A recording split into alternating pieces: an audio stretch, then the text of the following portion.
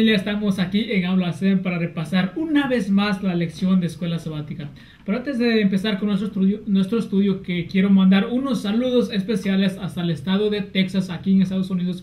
Es para mi prima María Guadalupe Mesa, que radica ahí y es una fiel seguidora de Aula 7. Que Dios te bendiga y que sigas compartiendo estos mensajes.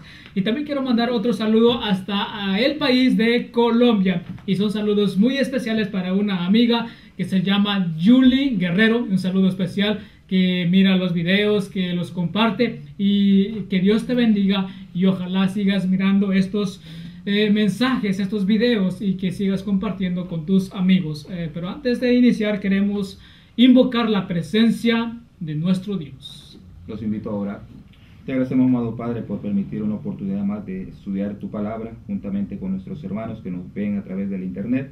Te pedimos, por favor, que te puedas manifestar y que el estudio de esta oportunidad pueda traernos lecciones para ajustar nuestra vida conforme a tu voluntad. Te lo pedimos y agradecemos en el nombre de Jesús. Amén. Amén. Amén. Qué bueno que estás aquí con nosotros. Vamos a pasar un momento súper agradable. ¿Alguna vez tú has escuchado la palabra el reino de Dios? Seguramente sí. Pero muchas veces cuando escuchamos esta palabra nos imaginamos que el mundo se va a acabar, que va a pasar esto, que un apocalipsis. Pero vamos a ver que es algo todo lo contrario, que no tiene nada que ver con lo que está registrado en el libro que Dios nos dejó. Y queremos empezar en la primera parte, de la parte del domingo. Vamos a ver algunas características de este reino, qué es, para quién es, dónde está o de qué se trata. Tercero, ¿cuál es una de las características del reino de Dios? Punto importante que encontramos aquí, que lo registra la lección, es que cuando los discípulos miraron a Jesús orando, le pidieron que les enseñara a orar, así como Juan el Bautista enseñó a sus discípulos, y dice, enséñanos tú a orar también. Y Jesús empieza con una oración extraordinaria, que hasta este entonces es el motor que nos alimenta, que nos da esperanza, sabiendo que hay un reino que viene de Dios. Le empieza diciendo, dice, cuando oréis, decid, Padre nuestro que estás en los cielos, dice, santificado sea tu nombre, venga tu reino. O sea, Jesús introduciendo el reino de Dios, que en un tiempo atrás se había profetizado que iba a venir a establecerlo. Jesús les empieza a hablar del reino de Dios, un reino donde no va a haber nada de dolores, sufrimiento, muerte, donde Dios vino a manifestarse por medio de tantas sanidades que hizo, dando a entender que el reino de Dios es un reino diferente al reino de que en sí los discípulos estaban esperando, un reino que creían que iba a ser un reino terrenal, pero al final notamos que la lección nos quiere recalcar, nos quiere resaltar que es un reino diferente, un reino de que es para ti, para mí, que nosotros que estamos siguiendo, que hemos aceptado a Cristo Jesús como nuestro Salvador, ese reino es nuestro. Miramos una importancia muy importante, porque Jesús, cuando sus discípulos le estaban enseñando cómo orar y algo, él estaba diciendo, mira, pidan esto, pero algo impresionante dijo, y dijo, venga nuestro reino. O sea, ¿a qué reino se refiere? ¿De qué reino estaba hablando? Precisamente como dijo nuestro hermano Edín III, se refiere que el reino de Dios, al venir a este mundo, empezó a haber sanidades, empezó a traer paz, tranquilidad, seguridad, y todo lo que existe en el reino de Dios en el cielo, Jesús lo trajo aquí y lo inauguró en esta tierra.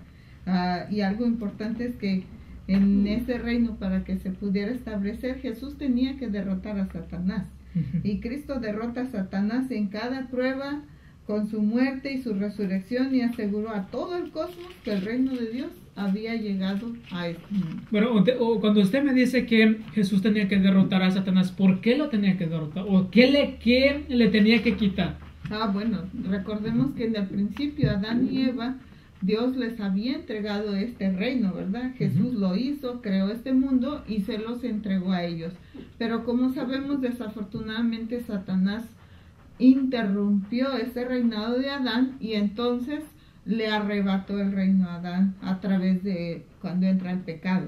¿Y por qué decimos eso? Porque leemos en el libro de Job también cómo es que los representantes de los mundos iban a presentarse delante de Dios. Y entre ellos iba Satanás, que era el representante de este mundo, ¿verdad? De la tierra.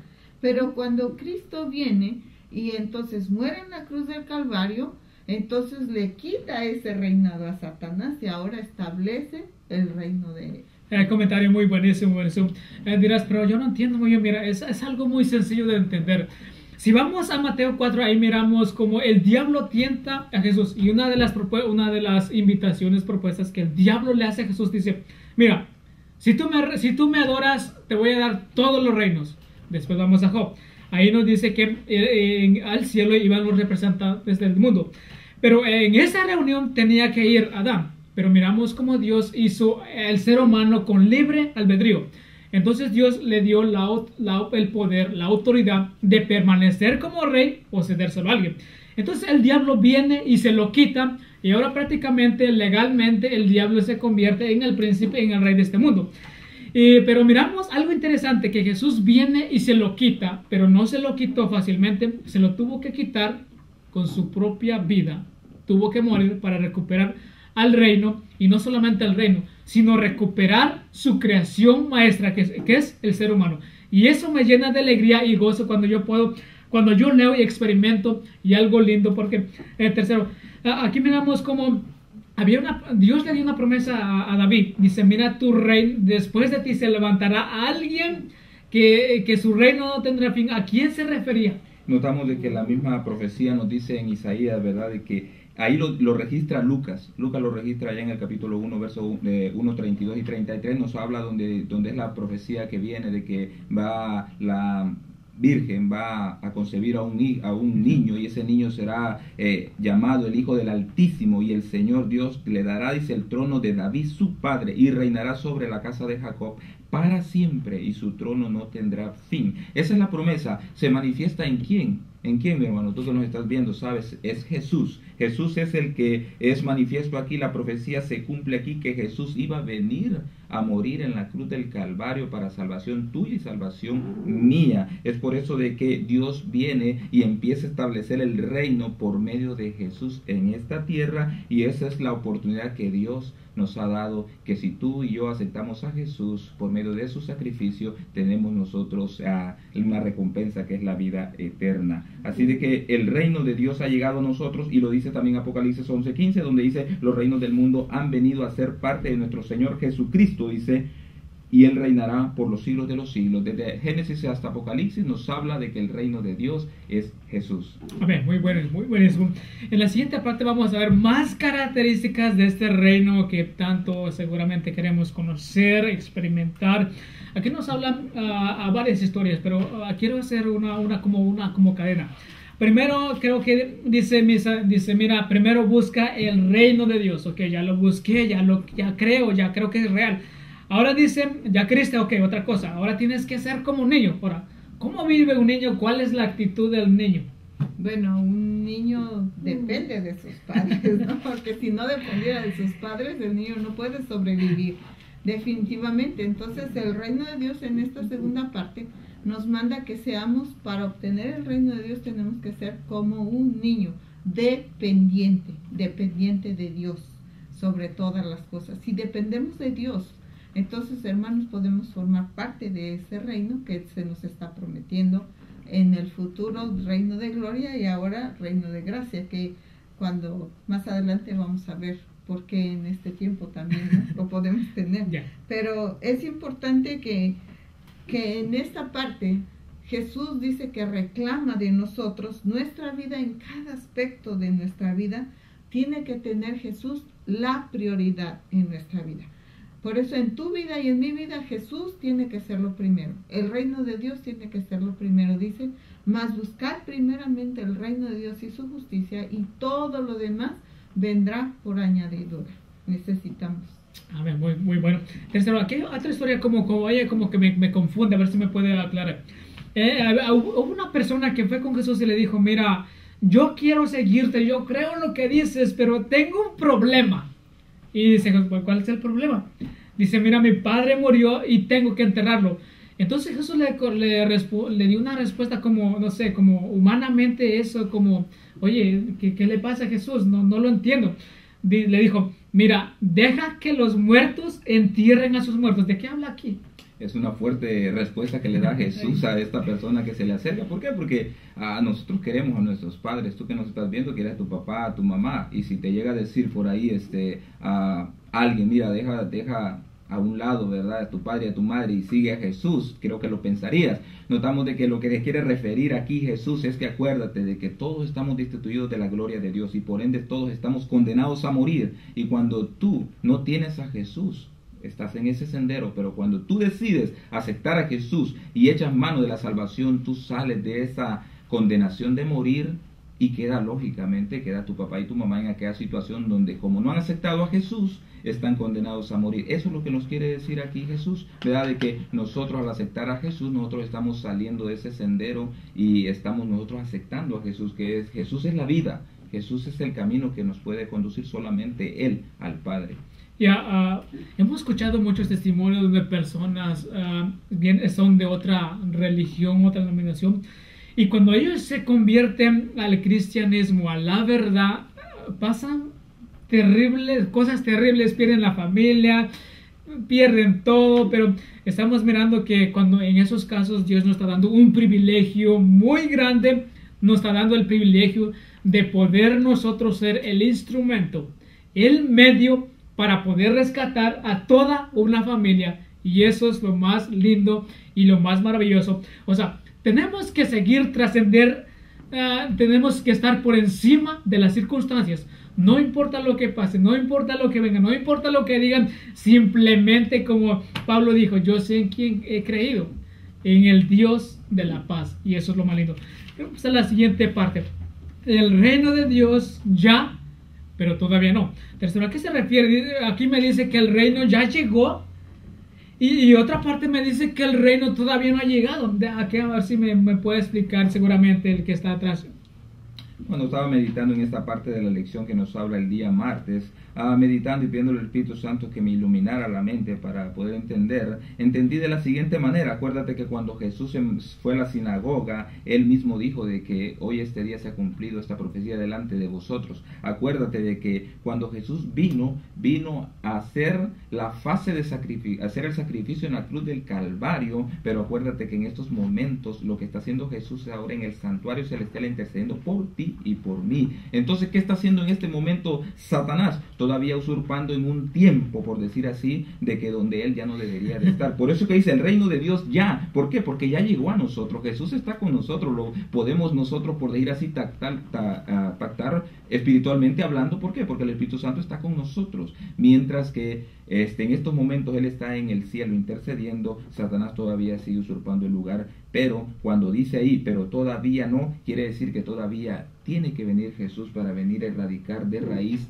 el mal, incluyendo a Satanás con todos sus ángeles y con todo aquel que al final del sendero, al final de la historia de este mundo no quiera nada con Jesús, también llevará la misma suerte. Muy bien. Y algo bien importante en este sentido es, si nos vamos al libro de Lucas, en el capítulo 10, el versículo 9, Jesús les estaba dando una comisión a los discípulos y dice estas palabras, dice, y sanad a los enfermos que en ella haya y decidles, se ha acercado a vosotros el reino de Dios. Amén. En una palabra, el reino de Dios ya, pero todavía no. ¿Ya por qué? Porque cuando Cristo viene y empieza a establecer ese reino, empieza a quitar todo lo que en un futuro quitará totalmente y para siempre, que es el dolor, la enfermedad, el sufrimiento, la falta de paz y de tranquilidad que pudiera haber en cada uno de nosotros. Por eso es importante que el reino de Dios,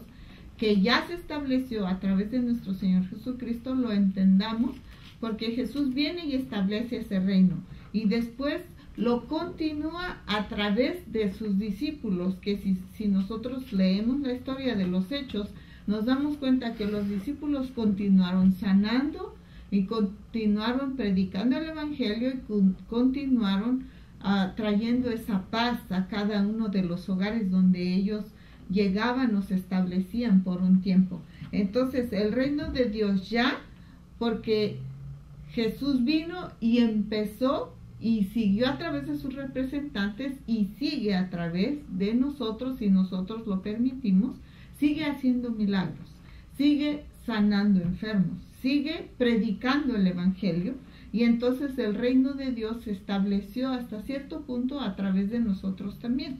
Pero todavía no, porque dice la lección de esta semana, aunque algunos alegan que el dolor y el sufrimiento significan que Dios no existe, sin embargo nosotros podemos contestar que es una prueba de que sí, lo que Jesús dijo era verdad. Jesús, cuando sus discípulos le dicen, bueno, ¿vas a establecer el reino de Dios para este tiempo o no?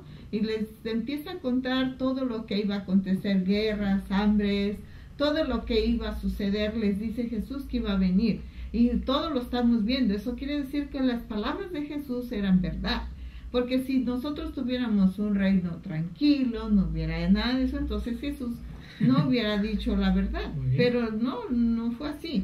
Entonces solo al final del tiempo se va a establecer el reino de Dios en toda su plenitud. ¿Por qué? Porque en el cielo nos ha prometido que no va a haber muerte, no va a haber dolor, no va a haber llanto, no va a haber nada de eso. Entonces, mientras estemos en este mundo, el reino de Dios se establece en cada uno de nosotros definitivamente, ¿no? Y en ayudar a los demás. Muy bueno, muy bueno. Aquí nos habla de dos reinos, el reino de la gracia y el reino de la gloria. Obviamente el reino de la gracia, ya como ya lo dijo aquí la comentarista, llega cuando yo acepto a Jesús, porque Jesús es el reino de la gracia y llega a mi vida.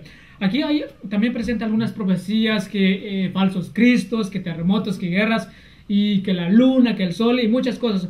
Y después de eso, algo que me impresiona, un versículo que me impresiona tanto, después de pasar todo eso, dice la Biblia, Lucas 21:18 dice, pero ni un cabello de vuestra cabeza perecerá. Estas son las promesas del Dios vivo, del Dios del cielo, que no nos deja solos. Él dijo, yo estaré con vosotros hasta el fin del mundo, pase lo que pase, Él estará siempre con nosotros. Y queremos pasar al siguiente comentario, el reino y la segunda venida de Cristo.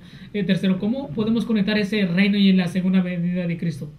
Recordemos que el reino de Dios, Él ya lo comenzó, como lo dijimos en la parte anterior, ¿verdad? Pero está anunciando que en su segunda venida lo va a venir a instituir físicamente o literalmente. ¿Por qué? Porque en estos momentos, en la fase, como dijo nuestra hermana Gisela, en la primera fase, lo que hizo Él fue hacer la parte de hacer el sacrificio, ¿verdad? En la cruz del Calvario, pagar nuestra deuda, y después, hasta después de que Él también resucitó, también anduvo siguiendo el ministerio. ¿De qué? De sanar, de enseñarle a los discípulos que el reino de Dios era verdadero, no cambió en sí la misión, siguió haciendo lo mismo. Eso nos da a entender que la segunda venida de Cristo viene ¿para qué? Para venir a instituir acá terrenalmente en esta tierra es su reino, y donde no habrá ningún dolor, ningún sufrimiento, como lo dice también Apocalipsis allá 21 del 1 al 4, donde dice que habrá una nueva tierra donde Dios estará juntamente con nosotros seremos como su pueblo y Él será nuestro Dios. Entonces esta es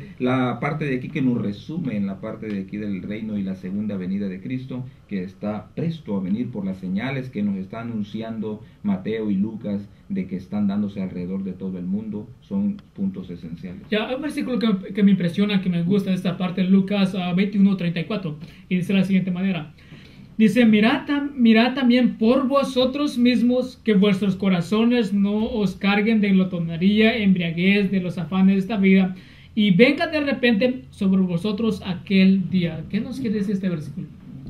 Bueno, que tienes que estar preparado, ¿no? Porque el reino de Dios, de la gloria, se va a establecer un día, y para aquel día está hablando de ese versículo que acabas de mencionar. Entonces es importante que nosotros pongamos la mirada en las cosas de arriba, que nuestra vida no esté centrada en las cosas terrenales.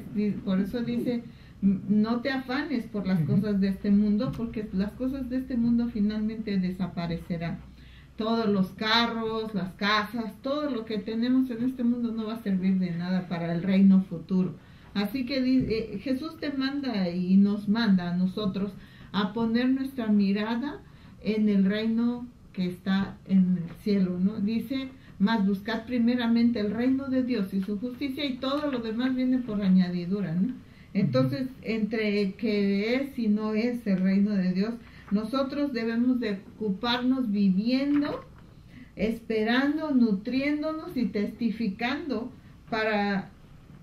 de la segunda venida de Cristo. Ahí está. tenemos que prepararnos si queremos ser parte de la gracia, primero del reino de la gracia que llega a nuestra vida. Pero ese es el pasaporte para que yo pueda disfrutar del reino de gloria y una vida eterna, la palabra eterna no la podemos explicar, simplemente es eternidad. Y no se puede explicar, es una eternidad. Y queremos cerrar nuestro estudio con la siguiente parte. Testigos, aquí los primeros versículos de Hechos son muy poderosos y seguramente podemos aprender grandes lecciones. Tercero, ¿qué es lo que podemos aprender? Y más que nada aplicarlo a nuestros días, a nuestra vida, o sea, a tiempos difíciles que estamos viviendo hoy día.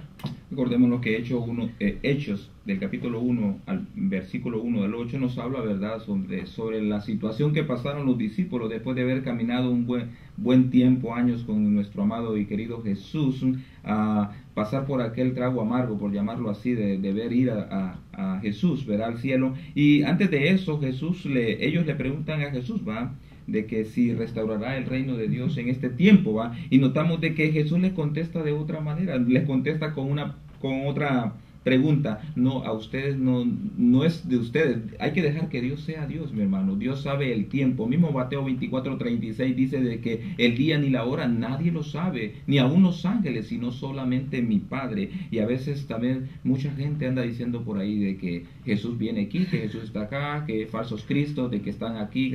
Acuérdate que dice de que será como el relámpago que sale de un lado hasta el otro lado del cielo, que se verá venir al Hijo del Hombre. Entonces Jesús les dice algo: mira, deja que Dios sea Dios y ustedes encárguense de ¿qué? De predicar el evangelio, de ser testigos míos. Es lo que quiere decir en esa parte ahí donde dice testigos, que tú y yo somos testigos. Tú que me estás viendo a través de la internet, a través de la cámara, somos testigos porque hemos aceptado, hemos conocido el mensaje, hemos públicamente aceptado a Jesús por el bautismo. Ahora somos discípulos somos discípulos de Jesús, somos descendientes todos, y por ende entonces somos nosotros llamados a ¿qué? A predicar el evangelio y a ser testigos alrededor de todo el mundo. Y entonces esa es la que nos quiere hablar en la parte de aquí del día jueves, Marcos. Ok, entonces así breve, ¿cuáles serían los requisitos para ser un testigo?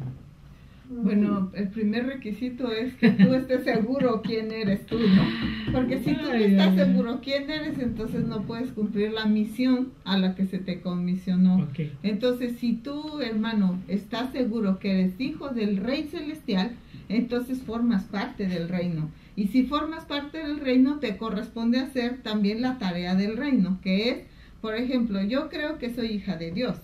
Y creo que como hija de Dios debo de comportarme como hija de Dios. Amén. Y primero, y después tengo que hacer lo que Jesús me mandó, que es ir y predicar. Pero al ir y predicar, yo tengo que ser testigo. Pero a predicar ¿estaba sola o con quién va acompañada? No, para ir a predicar necesitamos el poder del Espíritu Santo. Porque dice en Hechos 1:8, pero recibiréis poder cuando haya venido sobre vosotros el Espíritu Santo. Recordemos que sin el Espíritu Santo nosotros no somos nada. Jesús en su obra, su ministerio y todo, el Espíritu Santo siempre estuvo presente para poder Él realizar los milagros y predicar, y para que toda la gente pudiera escucharlo, ¿no? Cuando Jesús asciende al cielo, entonces ahora le deja la comisión a los discípulos que fueron testigos presenciales de su vida y de lo que Él hizo. Pero ahora ellos hacen lo mismo que Jesús hacía. Hacen milagros, resucitan muertos, hacen todo eso demás. Y ellos a su vez empiezan a coleccionar más hijos del reino. Y entonces los otros hijos del reino que coleccionan ellos siguen haciendo lo mismo. Y si nosotros somos hijos del reino, tenemos que hacer lo mismo, pero no por nosotros mismos, no por nuestra fuerza, sino porque, como dice aquí, cuando llega el Espíritu Santo a tu vida, entonces llega en tu corazón, se establece como rey en tu corazón, el reino de Dios ya está en ti. Ahora lo que viene fluye, y quisiera decir este comentario que me pareció bien importante, porque dice la sierva del Señor: por la vida que vivimos mediante la gracia de Cristo se forma el carácter. La belleza original empieza a ser restaurada en el alma. los atributos del carácter de Cristo son impartidos y la imagen del ser divino empieza a resplandecer. Los rostros de los hombres y mujeres que andan y trabajan con Dios expresan la paz del cielo y están rodeados por la atmósfera celestial. Para estas almas, el reino de Dios empezó ya. Tienen el gozo de Cristo, el gozo de beneficiar a la humanidad y tienen la honra de ser aceptados para servir al Maestro. Se les ha confiado el cargo de hacer su obra en su nombre. Muy impresionante. Ahí tenemos los requisitos que seguramente todos debemos cumplir para poder ser discípulos de Jesús. Te damos gracias por estar con nosotros este tiempo, pero antes de irnos queremos hacerte una cordial invitación como amigos, como hermanos. Les invitamos, hermanos, que continúen con nosotros. La próxima semana será una lección muy interesante que se llama Jesús en Jerusalén. No nos cambies, acompáñanos y llénate con el poder de Dios a través de su Santo Espíritu. Saludos a todos los que nos están viendo y los invitamos nuevamente, como dijo nuestra hermana, ¿verdad? Que nos puedan acompañar a través de aquí de Aula 7 para que podamos crecer espiritualmente juntos y esperar la venida de Cristo juntos. Jehová te bendiga, dale like.